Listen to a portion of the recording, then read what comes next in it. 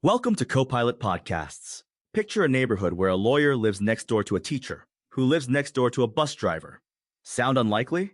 Well, it's happening, and it's transforming our cities. Today, we're diving into how mixing different social classes in neighborhoods isn't just possible, it's actually making these communities thrive in unexpected ways. It's fascinating because this isn't just about housing, it's about creating vibrant, sustainable communities where everyone benefits. I've heard that some people are skeptical about mixed-income neighborhoods. What does the research actually tell us? Well, according to recent studies, mixed income communities actually show higher levels of social satisfaction across different groups. Wait, really? That seems counterintuitive. It does, right? But the data shows that when these communities are well planned, they create more opportunities for everyone. Can you give us some specific examples of how this works? Sure.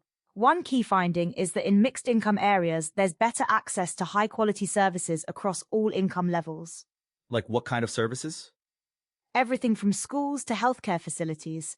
When middle class families move in, they often bring political and market power that benefits everyone. Interesting. But doesn't this just lead to gentrification? That's a common concern, but there's a crucial difference. Successful mixed income communities use specific policies to prevent displacement. What kind of policies are we talking about? Things like inclusionary zoning and community land trusts. These ensure that affordable housing remains available even as the neighborhood improves. You mentioned schools earlier. How do they factor into this? Research shows that students in mixed income areas often have better educational outcomes. It's about access to resources and opportunities. That makes sense. But how do you actually get people from different backgrounds to interact? Well, urban design plays a huge role. Public spaces, community centers, and shared amenities create natural meeting points. I've heard that some cities are really successful with this approach. Can you share some examples? Toronto is a great example. They've made diversity and inclusion central to their urban planning strategy.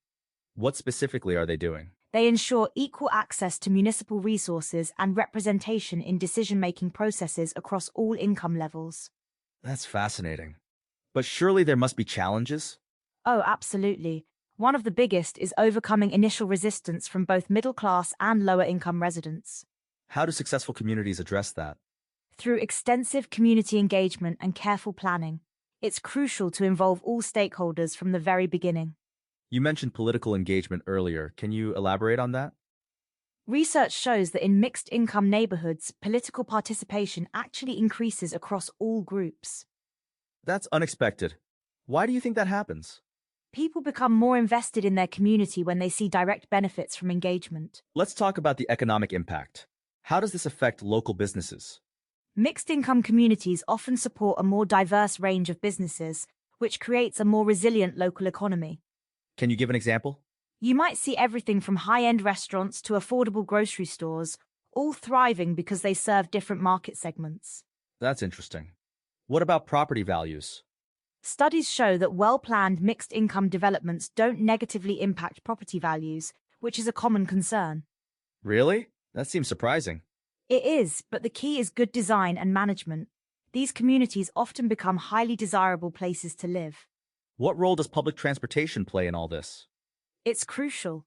Good public transit connects residents to jobs and services, which is essential for economic mobility. Speaking of mobility, how does this affect children growing up in these communities? Research indicates better outcomes in education and future economic opportunities for children in mixed-income neighborhoods. That's powerful. What about social connections? Studies show increased social networks across class lines, which can lead to more job opportunities and support systems. Let's talk about safety. How does social integration affect crime rates? Mixed-income communities often see lower crime rates due to better resources and stronger community bonds. That makes sense. What about cultural aspects? These neighborhoods often become cultural hubs, with diverse food markets, festivals, and community events. I can see how that would strengthen community bonds. Exactly. And these cultural exchanges benefit everyone, creating a more vibrant and interesting place to live. What about environmental benefits? Mixed-income communities often incorporate sustainable design principles, reducing urban sprawl and environmental impact. Looking to the future, what trends are you seeing? More cities are adopting inclusive urban planning policies, recognizing the benefits of social integration. What advice would you give to cities considering this approach? Start with strong community engagement and clear policies to protect affordability. Success depends on careful planning and implementation. Any final thoughts on why this matters?